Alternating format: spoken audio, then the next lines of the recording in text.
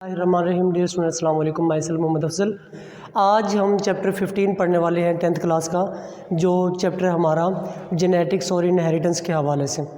Dear students, इस chapter में हम बात करेंगे नंबर ऑफ़ जीन्स के हवाले से, हम बात करेंगे जीन्स की, हम बात करेंगे क्रोमोसोम्स की, हम बात ये करेंगे कि किस तरह से एक जनरेशन से दूसरी जनरेशन में करैक्टरिस्टिक्स या खूबियाँ आगे ट्रांसफ़र होती हैं। वर्ड जेनेटिक्स से आप ऑलरेडी फेमिलियर हैं, इसको आपने 9th क्लास की ब्रांचेस ऑफ बायोलॉजी के अंदर भी डिस्कस किया था।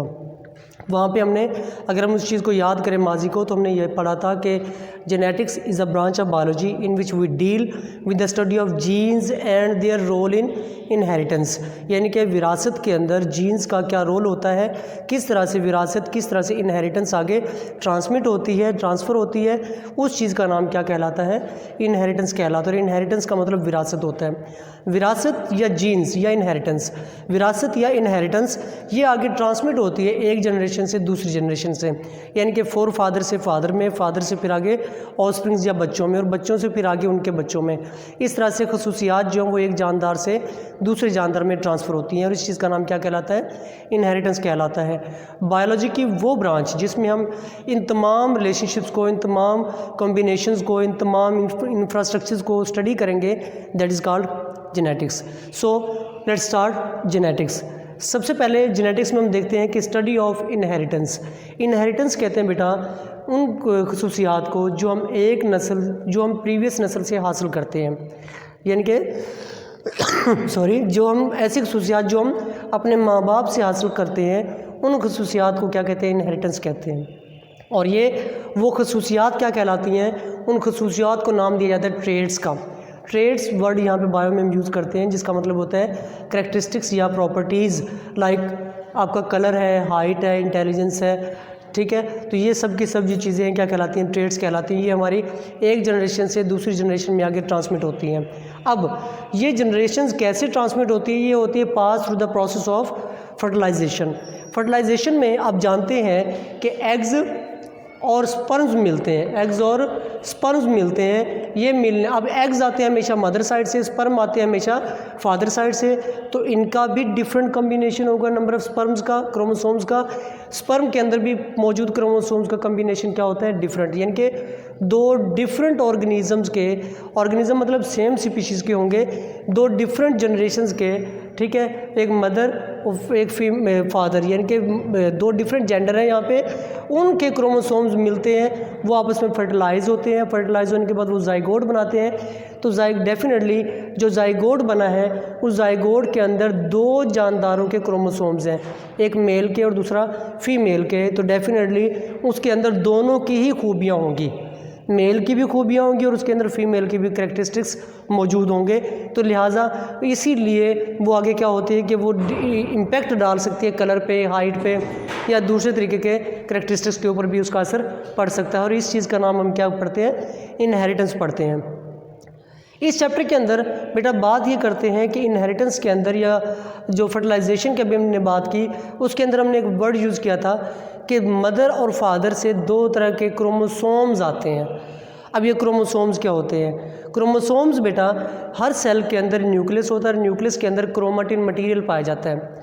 ये क्रोमेटिन मटेरियल जब कंडेंस होता है ड्यूरिंग सेल डिवीजन, जब ये कंडेंस होता है तो ये एक थ्रेड लाइक स्ट्रक्चर बना देता है, जिनको नाम देते हैं हम क्रोमोसोम का। और ये बात हम पहले 9th में भी ऑलरेडी पढ़ चुके हैं, process of mitosis and meiosis के अंदर। ये क्रोमोसोम्स जो है, इन क्रोमोसोम्स के ऊपर पाए जाते हैं जीन्स। जीन्स वो यूनिट्स होते हैं डीएनए के, जिनके अंदर इंस्ट्रक्शंस होती है जो प्रोटीन बनाने के लिए इंस्ट्रक्शंस होती हैं। ये इंस्ट्रक्शंस क्या होती हैं कि प्रोटीन बनानी है आपने, किस तरह की प्रोटीन, क्योंकि प्रोटीन दो तरह की होती है, स्ट्रक्चरल एंड फंक्शनल। तो वो जो भी ऑर्डर मिलता है डीएनए की तरफ से, उस तरह की प्रोटीन बना दी जाती है। लेकिन ये ऑर्डर किसके ऊपर मौजूद होता है, ये जीन्स की फॉर्म में मौजूद होता है, यूनिट्स की फॉर्म में। जीन्स एक एक्चुअली हमारी बॉडी के अंदर कोड का काम करते हैं, ये एक स्पेसिफिक कोड होते हैं। अब ये जो जीन्स जो होते हैं, ये किसके ऊपर मौजूद होते हैं, ये मौजूद होते हैं होमोलोगस क्रोमोसोम्स के ऊपर। एक ही पर्सन के जो क्रोमोसोम्स होते हैं वो होमोलोगस कहलाते हैं। फॉर एग्जांपल एक मेल के अंदर, ह्यूमन की बात अगर हम बात करते हैं ह्यूमन्स की, तो उसमें 46 क्रोमोसोम्स होते हैं। 46 का मतलब है उसमें 23 एक जैसे क्रोमोसोम्स हैं और वो कहलाते हैं होमोलोगस क्रोमोसोम्स, यानी कि 23 होमोलोगस क्रोमोसोम्स का पेयर पाया जाता है जो मिलकर क्या बनाते हैं 46 बनाते हैं। अब ये क्रोमोसोम्स कहाँ से आते हैं? ये क्रोमेटिन मटेरियल से आते हैं जो कंडेंस होता है, सिकुड़ता है, कंडेंस होकर वो थ्रेड लाइक स्ट्रक्चर बनता है क्रोमेटिड, और मज़ीद वो अपने डुप्लीकेट करके अपने जैसा एक और क्रोमेटिन तैयार करके क्रोमोसोम बना देता है। यानी कि ये शक्ल बनती है पहले, इस मटेरियल के बाद ये शक्ल बनती है, फिर ये अपने जैसे डुप्लीकेट तैयार करके अपने जैसा एक और यहाँ पे क्रोमेटिन मिटा के ये क्रोमोसोम बन जाता है। ठीक है बेटे। अब ये क्रोमोसोम या क्रोमेटिन मटेरियल जो होता है ये बना होता है डीएनए एंड प्रोटीन का। यहाँ पे आपके पास एमसीक्यू आ सकता है, which kind of protein present in chromosome या क्रोमेटिन मटेरियल। आप लिखेंगे उसका नाम होता है हिस्टोन प्रोटीन। क्या नाम होता है उसका? हिस्टोन प्रोटीन होता है। तो डीएनए ये हमेशा ही इसने क्या किया होता है, रैप किया होता है प्रोटीन को। ठीक है, डीएनए की रैप होता है किसके अराउंड? हिस्टोन प्रोटीन के अराउंड, और उसे हम क्या कहते हैं? न्यूक्लियोसोम कहते हैं। क्या कहते हैं उसको? न्यूक्लियोसोम। जैसे कि स्ट्रक्चर में दिखाया गया है, ये आपके ये जो शक्ल है ये आपके डीएनए है जिसने इन प्रोटीन को, किसको? प्रोटीन को रैप किया हुआ है, जकड़ा हुआ है, और ये जो एक कम्बिनेशन कहलाता है जिसके अंदर यानी कि ये प्रोटीन और डीएनए दोनों मौजूद हैं, ये पूरा एक यूनिट क्या कहलाएगा? ये पूरा यूनिट कहलाएगा nucleosome. So that when DNA wrap around the histone protein it is collectively called nucleosome. ये आपका शॉर्ट क्वेश्चन भी है। ये था स्ट्रक्चर के हवाले से। अब यहाँ पे ये भी हम यूँ भी कह सकते हैं कि ये डीएनए ने प्रोटीन को इस तरह रैप किया होता है जिस तरह किसी रस्सी के अंदर बल आ जाता है, बीड्स ऑन स्ट्रिंग। ठीक है बेटे, तो ये आपको यहाँ पे शॉर्ट क्वेश्चन बनता है। यहाँ पे इस इतने पोर्शन के अंदर शॉर्ट क्वेश्चन बनता है आपको chromosomes, genes, chromatin material and nucleosome. Next हम बात करते हैं कि ये चैप्टर का जो पहला क्वेश्चन है वो हमारे पास लॉन्ग क्वेश्चन भी बनता है, that is Watson Crick model. Actually it is also called Watson Crick model of DNA. इसको डीएनए का मॉडल भी कहा जाता है। जेम्स वॉटसन एक अलग साइंटिस्ट है और फ्रांसिस क्रिक दूसरे थे। ये दोनों आपस में दोस्त थे, कोलीग भी थे। इन्होंने डीएनए के स्ट्रक्चर के हवाले से एक मॉडल पेश किया था। उस मॉडल में उन्होंने ये बताया कि DNA is composed of 2 polynucleotide strands and these strand form a double helix structure, कि ये जो स्ट्रैंड होता है ये डबल हेलिकल स्ट्रक्चर बनाता है। किस तरह? वो कहते हैं कि जो डीएनए होता है ये एक पॉलीन्यूक्लियोटाइड चेन होता है, ये एक है, ठीक है, ये एक, और ये दूसरा डबल है, यानी कि एक ये हो गया और दूसरा ये डबल हेलिक्स स्ट्रक्चर बना देता है। हेलिक्स कहते हैं सीढ़ियों को, ऊपर चढ़ती हुई जो गोल गोल सीढ़ियाँ होती हैं, सेम उसी तरह की कुछ शक्ल बनती है इनकी, और ये स्ट्रक्चर होती है डीएनए की। किसके अकॉर्डिंग? वॉटसन एंड क्रिक के अकॉर्डिंग। ठीक है, that's why it is also called Watson Crick model. ठीक है बेटे, उसने कहा था कि DNA is composed of 2 polynucleotide strands and these strands form a double helix structure and which form DNA. और अब इन डबल हेलिक्स स्ट्रक्चर्स के अंदर होता क्या है? एक्चुअली इस डबल हेलिक्स स्ट्रक्चर के अंदर 4 नाइट्रोजनस बेसेस होती हैं और पॉलीन्यूक्लियोटाइड स्ट्रैंड होता है, शुगर स्ट्रैंड होता है। वो sugar strand actually phosphate sugar strand होता है, वो एक्चुअली रोल प्ले करता है a backbone of the DNA. वो डीएनए का बैकबोन होता है, मेजर रोल इसी स्ट्रैंड का होता है, क्योंकि अगर ये नहीं होगा तो उसके साथ मौजूद अदर नाइट्रोजनस बेसिस हैं उनका कोई काम नहीं है। इसका मतलब ये हुआ कि ये नाइट्रोजनस बेसिस जो है ये मौजूद होती हैं किसके ऊपर? फॉस्फेट शुगर स्ट्रैंड के ऊपर। ठीक है, ये जो स्ट्रैंड है ये फॉस्फेट शुगर स्ट्रैंड है और इसके ऊपर मौजूद ये जो स्ट्रक्चर्स हैं ये आपके पास कहलाती हैं नाइट्रोजनस बेसिस। इन नाइट्रोजनस बेसिस यहाँ पे हम बात करते हैं कितनी तरह की होती है बेटा? एमसीक्यू भी आपका कि डीएनए के अंदर मौजूद नाइट्रोजनस बेसिस की तादाद कितनी होती है? 4। कितनी होती है? 4 होती है। वो 4 कौन कौन सी हैं? वो आपके पास है adenine, thymine, guanine and cytosine. But इनका कम्बिनेशन कुछ यूँ होता है कि एडेनाइन हमेशा बॉन्ड बनाती है किसके साथ? थायमिन के साथ। गुआनिन हमेशा बॉन्ड बनाती है किसके साथ? साइटोसिन के साथ। ठीक है बेटे, अब दूसरी बात जो यहाँ जहन में रखने वाली है वो क्या? एडेनाइन और थायमिन के दरमियान जो डबल बॉन्ड पाया जाता है, अभी हमने बात की कि इनके दरमियान डबल बॉन्ड होता है। ये जो डबल बॉन्ड होता है ये डबल हाइड्रोजन बॉन्ड होता है। कौन सा बॉन्ड होता है ये हाइड्रोजन बॉन्ड होता है। ठीक है बेटा, ये भी आपके पास एमसीक्यू है कि एडेनिन और थायमिन के दरमियान जो बॉन्ड होता है वो कौन सा होता है? Hydrogen bond. सेम इसी तरह गुआनिन और साइटोसिन के दरमियान जो बॉन्ड होगा वो भी सेम क्या होगा?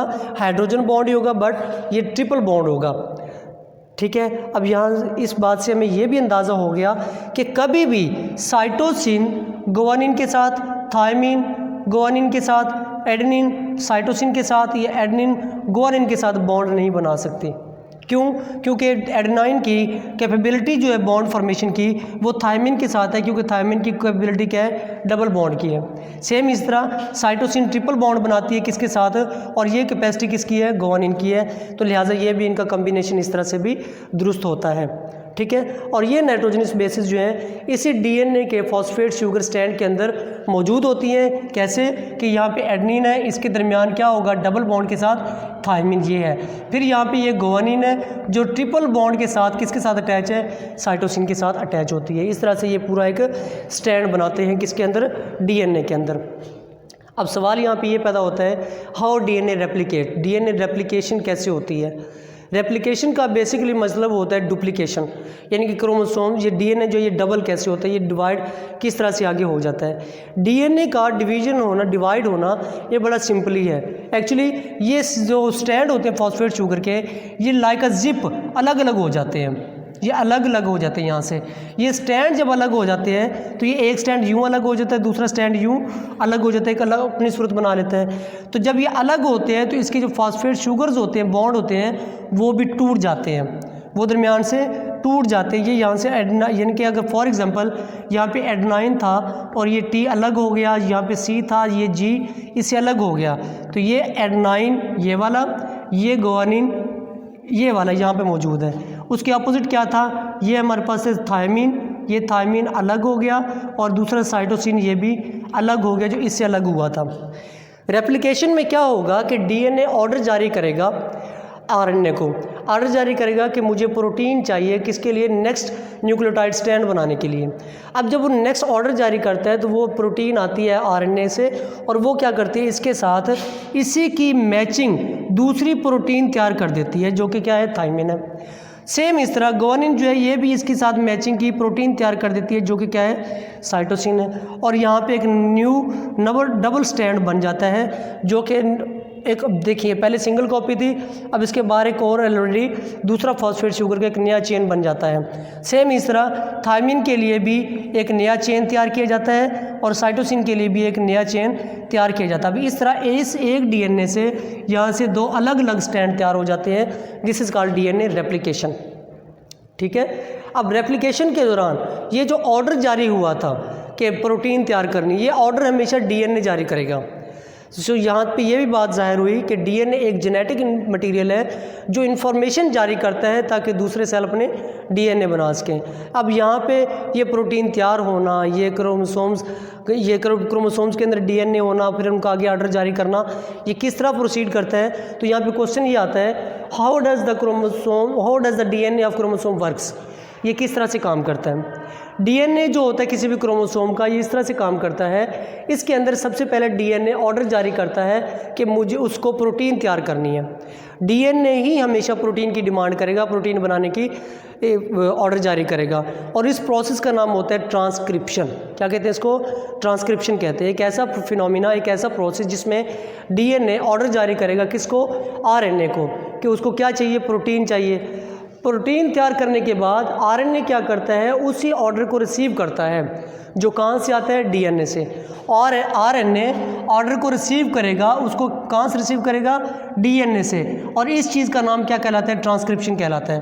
और आरएनए क्या करेगा, राइबोसोम के साथ मिलकर बना देगा प्रोटीन। जिस तरह का ऑर्डर जारी होता है कि वो फंक्शनल है या स्ट्रक्चरल है, और इस चीज़ का नाम क्या कहलाता है, ट्रांसलेशन।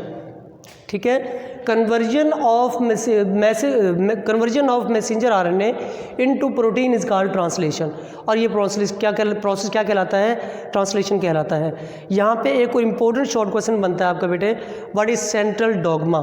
एक ऐसा प्रोसेस जिसको कहते हैं वर्किंग ऑफ डीएनए से, जो सेंट्रल डॉग्मा है इसका एक्चुअली मतलब क्या होता है, working of DNA is called central dogma. Working of DNA is called central dogma. ये आपका इंपॉर्टेंट एमसीक्यू भी है कि डीएनए का जो काम करने का तरीक़ाकार है इसको हम क्या कहते हैं, सेंट्रल डॉग्मा कहते हैं। और वो काम करने का तरीक़ाकार है क्या कि सबसे पहले डीएनए से ऑर्डर जारी होना ट्रांसक्रिप्शन के लिए, और ट्रांसक्रिप्शन से जो ऑर्डर होता है उस तरह के प्रोटीन का आगे तैयार होना, मीन कि उसको ट्रांसलेट कर देना उस ऑर्डर को, that is actually called translation.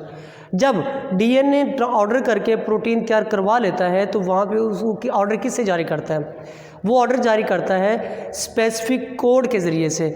उन स्पेसिफिक कोड का नाम होता है जीन्स। क्या नाम होता है उनका? जीन्स होता है। और जीन्स क्या होते हैं? ये होते हैं part of DNA that contain instructions for protein synthesis. एक ऐसा डीएनए का पार्ट जिसके ऊपर प्रोटीन तैयार करने की इंफॉर्मेशन होती हैं, उसे हम क्या कहते हैं बेटा? उसको हम नाम देते हैं जीन्स का। क्रोमोसोम के ऊपर वो पोजीशन जहाँ पे जीन्स मौजूद होते हैं दैट इज़ कॉल्ड लोकस या लोकाई। इसे लोकाई भी कहते हैं और इसे लोकस भी कहते हैं। वो जगह जहाँ पे क्रोमोसोम्स के ऊपर जीन्स मौजूद होते हैं उस पोजीशन का क्या नाम होता है? लोकस होता है।